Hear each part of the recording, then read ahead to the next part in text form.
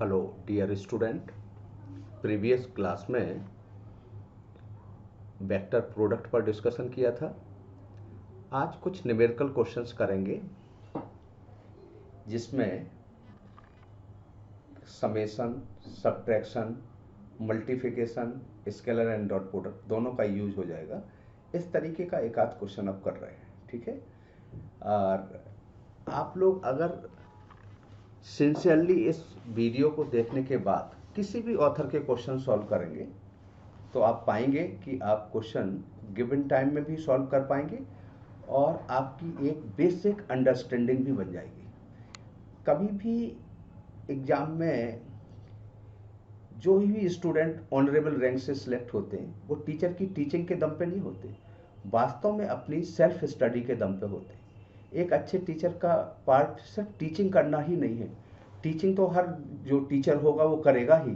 Teacher का सबसे बड़ा पार्ट है उस स्टूडेंट का अपने सब्जेक्ट के प्रति एफिनिटी ड्राइव कर देना। अगर वो अपने सब्जेक्ट के प्रति एफिनिटी प्रोड्यूस कर देगा, एफिनिटी डेवलप करा देगा, तो स्टूडेंट सेल्फ स्टडी के दम पे किसी भी एक्सट्रीम लिमिट तक सक्सेस की पहुंच सकता है।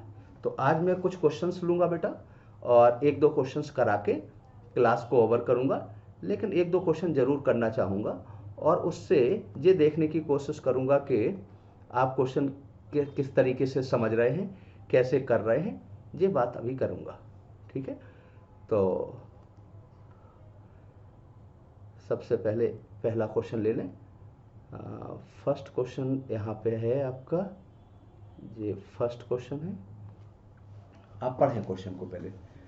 To particle A and B moving along the straight line x plus y x plus 2y plus 3 equal to 0, 2x plus y minus 3 equal to 0 respectively. Their position vector at the time of meeting will be। आप ये बताओ, दो particle जहां पर meet करेंगे वहां पर दोनों का x और y कोऑर्डिनेट बराबर होगा। इसका मतलब क्वेश्चन को रीड करके आपको इस कंक्लूजन तक पहुंचना है यहाँ पे बेटा कि आप जैसे ही क्वेश्चन को रीड करें तो आपको ये आइडिया लग जाना चाहिए कि क्या हमें कैलकुलेट करना है। एक और बात कहना चाहता हूँ, आज स्टूडेंट कोचिंग पर इतना डिपेंडेंट हो गया है कि वो अपनी बेसिक एनसीईआरटी की बुक्स वगैरह भी स्टडी करना उसने बंद कर दिया है। उसे सारी चीज़ें एकदम कंप्लीट मिल जाती हैं, पर ये बहुत नेगेटिव एस्पेक्ट स्टूडेंट के साथ डेवलप होता चला जा रहा। स्टूडेंट को चाहिए कि चाहे भले ही आधा घंटा पढ़े पर उसे बुक्स जरूर रीड करना चाहिए, ताकि क्वेश्चन को रीड करते करते उसे इस बात का आइडिया लग जाए कि हमें क्या सॉल्व करना है, इसमें क्या गिवन है। कई बार ऐसा हमारे पास बच्चों का एग्जाम के बाद फोन आता है कि हमने उस पर क्वेश्चन सॉल्व करने की कोशिश की, पर हम दो बार रीड करने पे क्वेश्चन को ही नहीं समझ पाए कि हमें क्या सॉल्व करना है। इसका मतलब रीडिंग की जो स्ट्रेटजी है या रीडिंग की जो एक्सरसाइज है उसे किसी तरीके से कम नहीं करना चाहिए। अगर रीडिंग की प्रैक्टिस कम हो जाती है तो भी आप ये देखा जाएगा कि आप क्वेश्चन को समझ ही नहीं पाओगे गिवन टाइम में, तो सॉल्व क्या करोगे। तो पहला क्वेश्चन, जहां दो पार्टिकल मिलेंगे वहां पर दोनों पार्टिकल का एक्स और वाई कोऑर्डिनेट बराबर होगा, तो इन दोनों इक्वेशन को सॉल्व करके पहले एक्स वाई की वैल्यू निकालो। Solving these two equation, X plus 2y equal to -3 है, 2x plus y equal to 3 है। इन दोनों इक्वेशन को सॉल्व करके हमने एक्स वाई की वैल्यू निकाल दी। सॉल्व करके एक्स वाई की वैल्यू निकालना बहुत कठिन काम नहीं है, वो आप कैलकुलेट करना। वो मैं एक्स वाई की वैल्यू सॉल्व करके नहीं दिखाऊंगा। इतने बड़े क्लास के बच्चे को एक्स वाई की वैल्यू सॉल्व करके मैं नहीं दिखाना चाहूँगा। तो एक्स वाई की वैल्यू सॉल्व करी तो एक्स की वैल्यू कितनी आ गई, और अगर करना भी है तो यहाँ 2 से मल्टीप्लाइड करे दे रहा हूँ, सबट्रैक्ट करे दे रहा हूँ, तो x इक्वल टू 3 आ गया एंड y इक्वल टू -3 आ गया। x इक्वल टू कितना आ गया सॉल्व करने पर, x equal to 3 and y equal to -। So position vector of meeting क्या हो जाएगा। पोजीशन वेक्टर हमेशा हमने कहा किसके रिस्पेक्ट में कहा, सो पोजीशन वेक्टर ऑफ मीटिंग और इंटरसेक्शन आपको पता है कि किसके ओरिजिन के रिस्पेक्ट में मेजर किया जाता, तो एक्स आई कैप प्लस वाई जे कैप, तो क्या आ जाएगा बताओ, 3 आई कैप माइनस 3 जे कैप आ जाएगा। तो इसका करेक्ट आंसर क्या आ जाएगा बेटा, ये करेक्ट आंसर आ जाएगा।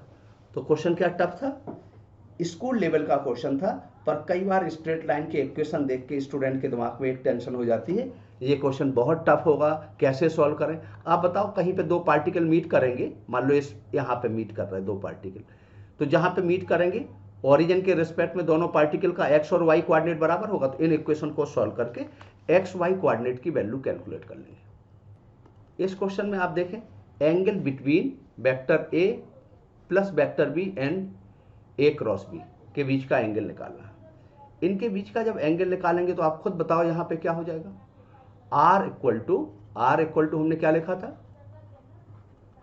जब थ्योरी पढ़ाई थी तो हमने कहा था अगर R equal to A cross B करें, अगर दो वेक्टर का रिजल्टेंट निकालें, तो इन दोनों वेक्टर का जो रिजल्टेंट आता है आर, वो किसके परपेंडिकुलर होता है, क्रॉस प्रोडक्ट की प्रॉपर्टी से आर परपेंडिकुलर टू ए होगा and R perpendicular to B होगा।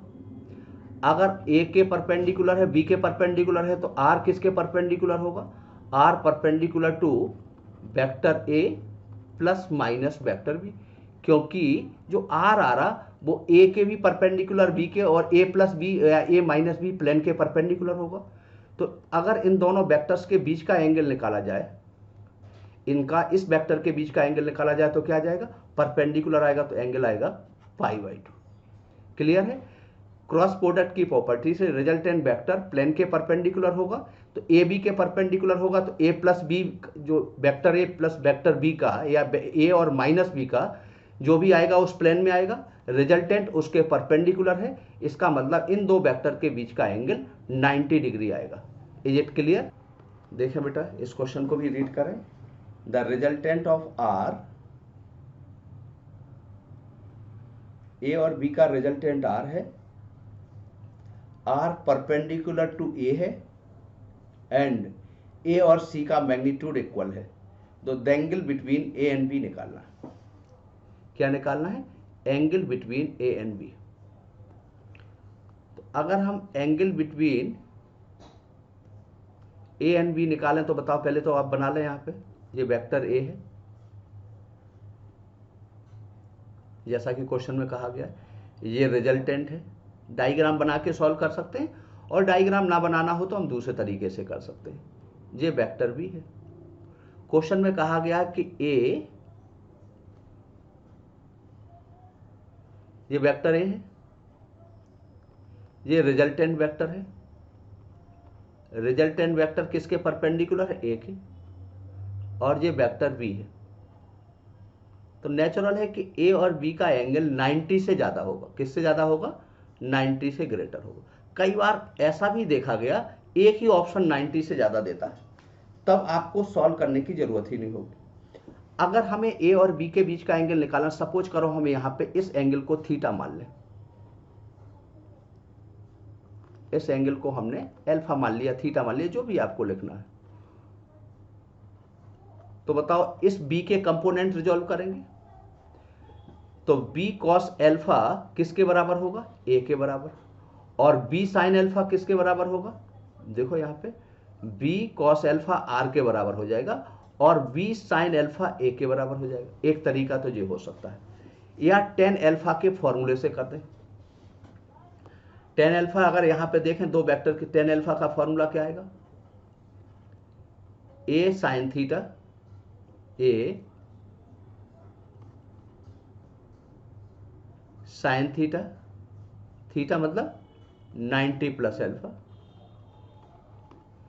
ए प्लस बी कॉस थीटा होगा, यहां पर बी प्लस ए कॉस 90 प्लस थीटा आ जाएगा।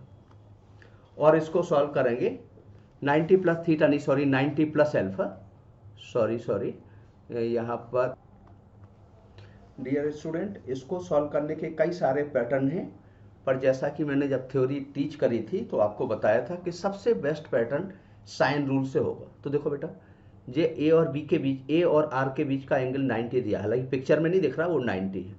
ये एल्फा है तो ये 90 माइनस एल्फा होगा ट्राइंगल से। और ए और बी के बीच का एंगल ये वाला आएगा आपका, कितना आएगा, जिसको मैं रेड कलर से कर रहा हूँ, ये ए और बी के बीच का एंगल आएगा, जिसको आप कह सकते हैं थीटा, जिसकी वैल्यू होगी 180 माइनस एल्फा। क्लियर है यहाँ तक? अब सवाल आता है कि अगर मैं यहाँ लिखूँ साइन 90 माइनस एल्फा, इसके सामने की साइड ए है तो ये लिख दिया, साइन 90 एल्फा लिखूंगा तो इसके सामने की साइड आर है, आर का मैग्नीट्यूड और ए का मैग्नीट्यूड बराबर है तो ये कैंसिल हो जाएगा, ये आ जाएगा cos alpha equal to sine alpha, तो एल्फा 45 डिग्री आ गया। तो थीटा कितना आ गया, थीटा इक्वल टू आ गया 180 माइनस एल्फा 135 डिग्री आ जाएगा। 135 डिग्री को रेडियन बदलोगे तो 3π/4 हो जाएगा। इसके लिए और भी पैटर्न हो सकते हैं, ऐसा नहीं कि ये एकमात्र पैटर्न है, आप वेक्टर के समेशन से कर सकते थे, पर मुझे सबसे अच्छा लगा साइन रूल। हालांकि मैं दूसरे पैटर्न से कर रहा था, आप देख भी रहे थे, पर उसमें टाइम लग रहा था, तो मैंने कोशिश करी कि इसको साइन रूल से। नेक्स्ट क्वेश्चन देखिए बेटा, फोर्स दिया गया है this much, work done by this force is 0। आप बताओ वर्क डन का फॉर्मूला क्या बताया था, डॉट प्रोडक्ट का एप्लीकेशन है जी, क्या बताया था वर्क डन का formula? Work done equal to होता है force into displacement. Work done equal to क्या होता है, फोर्स इंटू डिस्प्लेसमेंट का डॉट प्रोडक्ट होता है। और वर्क डन 0 कब होगा, यहाँ फोर्स 0 नहीं है, डिस्प्लेसमेंट 0 नहीं, तो वर्क डन 0 कब होगा, when F perpendicular to S होगा। डब्ल्यू इक्वल टू 0 होगा कब, जब एफ वेक्टर डिस्प्लेसमेंट वेक्टर के परपेंडिकुलर होगा। अब फोर्स तो ये दिया गया है और डिस्प्लेसमेंट हो रहा है इस लाइन के लॉन्ग, तो इस लाइन का इक्वेशन लिखें तो बताओ कितना आ जाएगा, y इक्वल टू के एक्स बाय 3, ध्यान से देखो, y इक्वल टू के एक्स बाय 3 प्लस 5/3। ये पार्टिकल इस लाइन के लॉन्ग जा रहा है, यानी डिस्प्लेसमेंट वेक्टर इस लाइन के लॉन्ग है, और फोर्स ये है आपका। तो अगर ये दोनों परपेंडिकुलर हैं तो दोनों के स्लोप का प्रोडक्ट क्या आना चाहिए, -1। आपको पता है दो परपेंडिकुलर लाइन के स्लोप का प्रोडक्ट अगर -1 है तो वो परपेंडिकुलर है। दो लाइंस परपेंडिकुलर हैं, अगर उनके स्लोप का प्रोडक्ट, तो ये कितना आ जाएगा यहाँ पे, -के, इसका स्लोप है -के/3। इसका स्लोप बनाओगे तो y यहाँ पे x डायरेक्शन में 2 न्यूटन का फोर्स है, y डायरेक्शन में 3 न्यूटन का फोर्स है, तो ये स्लोप आएगा, इसका स्लोप तो 3/2 आएगा, और इनका प्रोडक्ट आएगा -1।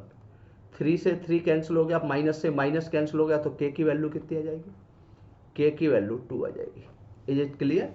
देखो सबसे पहले तो ये पता चल गया कि फोर्स 0 होने का मतलब कि फोर्स वेक्टर डिस्प्लेसमेंट वेक्टर के परपेंडिकुलर है। अब आपका डिस्प्लेसमेंट हो रहा है इस लाइन के लॉन्ग, डिस्प्लेसमेंट इस लाइन के लॉन्ग है, यानी इस लाइन का स्लोप और फोर्स वेक्टर के स्लोप का प्रोडक्ट -1 आएगा, इसका मतलब फोर्स डिस्प्लेसमेंट के परपेंडिकुलर है। और अगर फोर्स डिस्प्लेसमेंट के परपेंडिकुलर है तो work done by this force 0 होगा, तो आंसर कितना आ जाएगा, सेकंड आ जाएगा। फिर से इस क्वेश्चन को रीड करें बेटा, 2 वेक्टर p और q का रिजल्टेंट r दिया गया है।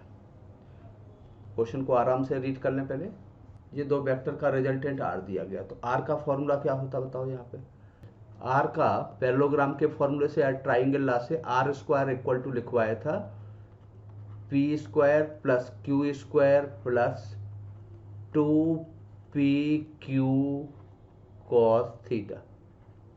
अब q को डबल कर दिया तो रिजल्टेंट जो होता है वो 90 डिग्री हो रहा, p के साथ 90 डिग्री का, तो tan 90, जिसको आप tan अल्फा लिख सकते थे, तो q साइन थीटा, q की जगह 2q आएगा क्योंकि q का मैग्नीट्यूड डबल किया, 2q sine theta over p plus q cos theta, p plus 2q cos theta. ये वैल्यू है 1/0 tan 90 की, तो यहां से p plus 2q cos theta equal to 0 आ जाएगा। अब आपको r की वैल्यू यहाँ पे लिखना है, तो यहाँ पे p को एलिमिनेट कर लें, p को एलिमिनेट कर लिया तो r की वैल्यू q आ गई। इसके पहले वाला जो क्वेश्चन सॉल्व किया था उसका एक अल्टरनेट मेथड भी मैंने यहाँ पे लिखा है, वो भी ध्यान से देख लें। जो रिजल्टेंट अभी वर्क डन 0 कर रहे थे उसका ये एक अल्टरनेट मेथड है। ठीक है, स्टूडेंट से बड़ी रिक्वेस्ट है बेटा कि थोड़ा सा सिंसियरली इस टॉपिक को देखें। अगर जब तक आप लोग इसको सिंसियरली नहीं देखेंगे तब तक पर्पस सॉल्व नहीं होगा बेटा। ठीक है, तो इस टॉपिक को एक बार तो सिंसियरली देखें। इस पे बेस्ड क्वेश्चन जो भी आपके पास अवेलेबल राइटर है, आप देखो मैंने फोर्स वेक्टर लिखा था, force vector as it is लिखा बेटा। जो लाइन लिखा था उस लाइन में मैंने एक बार x 0 किया तो y इतना आ गया, और y 0 किया तो इतना। इस लाइन को वेक्टोरियली कन्वर्ट कर लिया। ये मेरा वेक्टोरियली कन्वर्ट करने का तरीका है। x2 minus x1 i cap plus J y2 minus y1। चूंकि फोर्स और डिस्प्लेसमेंट वेक्टर का डॉट प्रोडक्ट 0 है तो फोर्स और डिस्प्लेसमेंट वेक्टर इनका डॉट प्रोडक्ट 0 किया तो k की वैल्यू 2 आ गई। ये हम सब बहुत ज़्यादा यूज करते हैं इलेक्ट्रिक फील्ड वगैरह में, तो हमने इस प्रिंसिपल का भी यहाँ पे यूज किया है। So thank you very much. Channel को सब्सक्राइब करें बेटा, शेयर करें, अपने कमेंट्स जरूर लिखें कि आप क्या चाहते हैं हमसे, उस डायरेक्शन में भी हम आगे बढ़ने की कोशिश करेंगे। Thank you very much.